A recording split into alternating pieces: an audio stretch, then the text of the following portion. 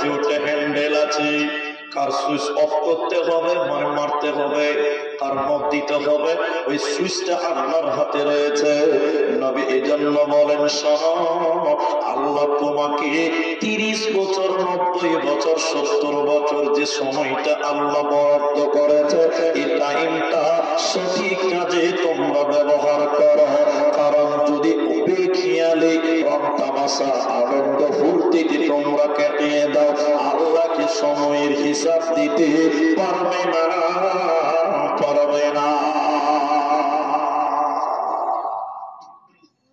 দ্বিতীয় নম্বর প্রশ্ন শুনে নাও, ওয়ান সাবাবিহি ফীমা আবলাহ। এটা আরো গুরুত্বপূর্ণ, শুনেন ভাইরা। নবী বলেন, যৌবন, তোমাকে যৌবন সম্পর্কে জিজ্ঞাসা করা হবে। প্রতিটি মানুষকে যৌবন দেওয়া হয়েছে। যৌবন কালটা কেমন করে অতিবাহিত করলে, কিভাবে তুমি পার করেছ, যৌবন কালের হিসাবটা আল্লাহকে বুঝিয়ে দাও। কারণ যৌবন কালে তোমার বিশেষ বিশেষ কিছু ইবাদত আছে। তুমি যদি যৌবন কাল রং তামাশায় আনন্দ ফুর্তিতে পার করে দাও, আল্লাহকে সেদিন জবাব দিতে পারবে না। তাই কিয়ামতের দিন দ্বিতীয় প্রশ্ন করা হবে, যুবক রে, তুমি তোমার যৌবন কালের হিসাবটা আমাকে দাও।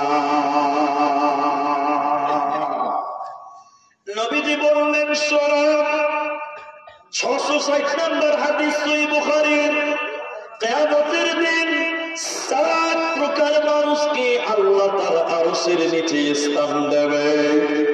7 প্রকার মানুষকে, ওই 7 জনের ভিতরে একজন নবী বললেন, শোনো, ওয়াশাবুন নাসাফি ইবাদাতিল্লাহ, যে যুবক যৌবনকালে আল্লাহর ইবাদত করে, যে যুবক যৌবনকাল আল্লাহর পথে পার করে, আল্লাহর ইবাদতে অতিবাহিত করে, এই যুবককে আমার আল্লাহ কাল কিয়ামতের দিন আল্লাহর মেহমান বানাবেন, আল্লাহর আরশের নিচে স্থান দেবেন।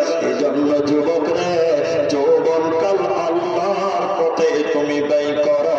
যদি যৌবনকাল আল্লাহকে বুঝাতে না পারো, কিয়ামতের দিন বাঁচতে পারবে না, পারবে না, পারবে না।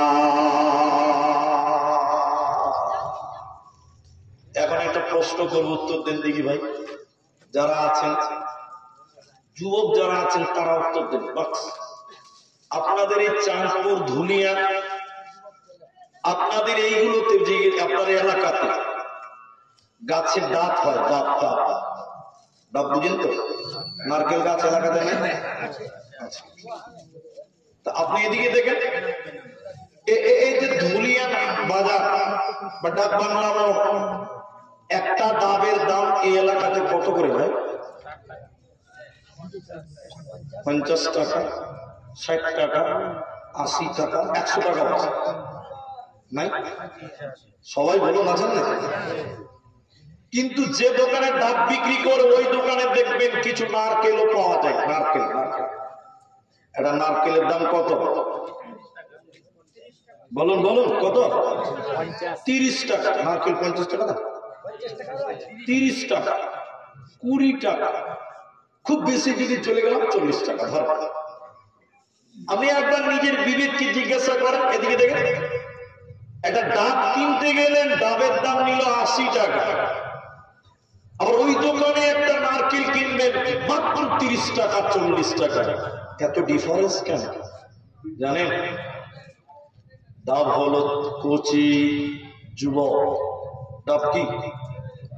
যুবক, কচি। এই যুবক হওয়ার কারণে ডাবের মূল্য 80 টাকা, 100 টাকা। আর নারকেল বুড়া চুপড়ি মারা, ও মানে বললেন মাত্র 30 টাকা। হাসছে। বিশ্বনবী আল্লাহ বলেন, পৃথিবীর মানুষের কাছে ডাবের মূল্য বেশি, নারকেলের মূল্য কম, আল্লাহর কাছে যৌবনের মূল্য বেশি। যুবকের মূল্য বেশি, বৃদ্ধদের মূল্য কম। যুবকের মূল্য বেশি, বৃদ্ধদের মূল্য কম। এবার বুড়া মানুষেরা মন খারাপ করলে হবে না। কেন যে আল্লাহ আপনাকে একদিন যুবক দিয়েছিল, যৌবন দিয়েছিল।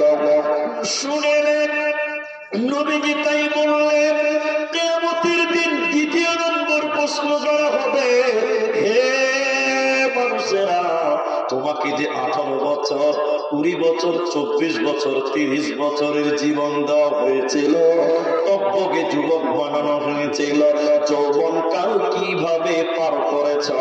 আমি আল্লাহকে তিলে তিলে তিলে তিলে বুঝিয়ে দাও। এই জন্য যৌবনকাল তুমি ঠিক কাজে লাগিয়ে দাও। কেন? যৌবনকালে যেটা করা সহজ, বৃদ্ধকালে ওইটা করা সহজ। সবাই বলুন, আপনাদের মসজিদে চেয়ারম্যান আছে? এরা কথাই দিয়ে বলে না। চেয়ারম্যান বুঝেন?